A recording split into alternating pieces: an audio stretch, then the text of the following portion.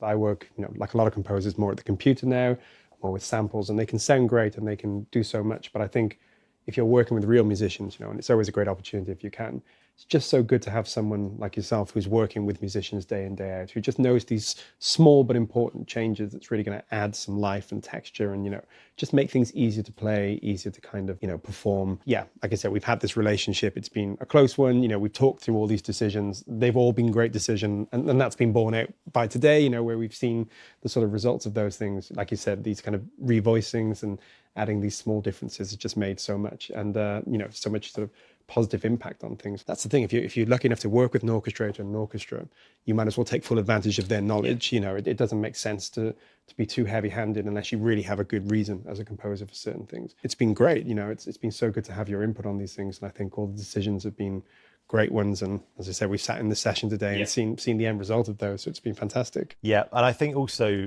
just going back to your point there, sort of about working with an orchestrator, it's just another pair of eyes on your work. You can see things through a slightly different lens, whilst also sort of hopefully maintaining a sort of faithful picture of the composer's sort of original intention. So such a fine balance. Yeah.